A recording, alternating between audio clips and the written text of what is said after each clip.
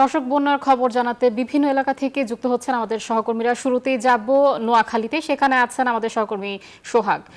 সোহাগ, বন্যা পরিস্থিতি সেখানে কেমন দেখছেন এখন? ধন্যবাদ আয়শা, আপনি যেমনটা জানতে চেয়েছেন, আসলে গত 3 দিন থেকে টানা বৃষ্টিতে নোয়াখালী জেলা শহর মাইজদি সহ 9টি উপজেলায় নিম্নাঞ্চল প্লাবিত হয়েছে। আসলে পানি এত বেশি বাড়েছে, আসলে এখানে প্রধান সড়কে সহ বিভিন্ন দোকানপাট পানিতে ডুবে গেছে, অফিস আদালত বিভিন্ন কিছু পানিতে সয়লাভ হয়ে গেছে,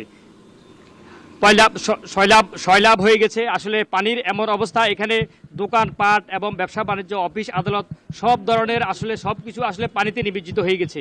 আসলে গত 20 বছরের মধ্যে জেলা শহর মাইজদিতে পানি উঠে নাই।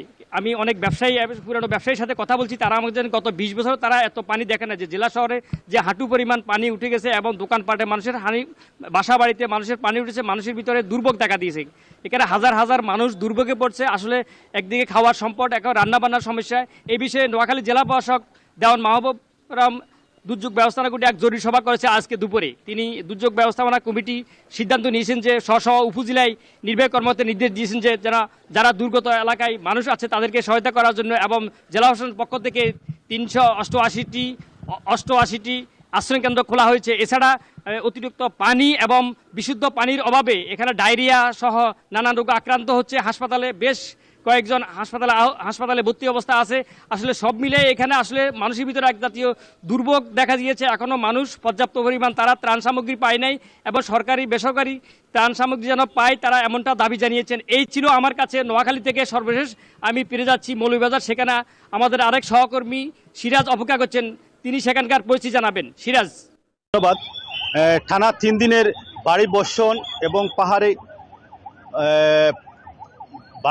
এবং পাহাড়ি ডলে ভারতের পানি আসলে সীমান্তবর্তী জেলা মৌলভীবাজার 7টি উপজেলার মধ্যে 6টি ইতিমধ্যে নদ নদীর পানি বেড়ে।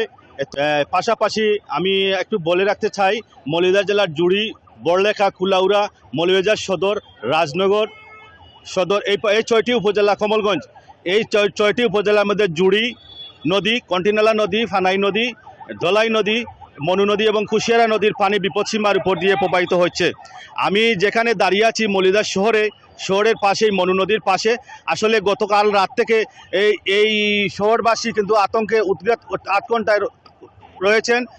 শহরবাসী সারা রাত কিন্তু এই নদীর বাঁধ পাহারা দিয়ে কিন্তু তারা অল টাইম একটা আতঙ্কের মধ্যে রয়েছেন।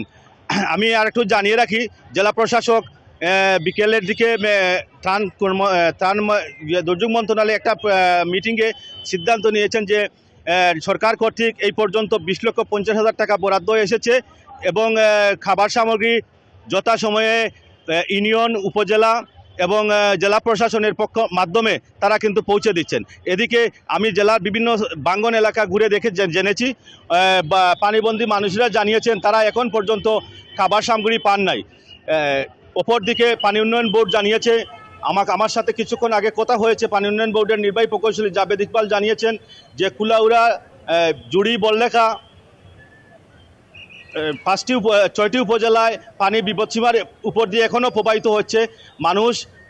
মানুষের ফসলি জমি, ক্ষেত। ধন্যবাদ আপনাকে।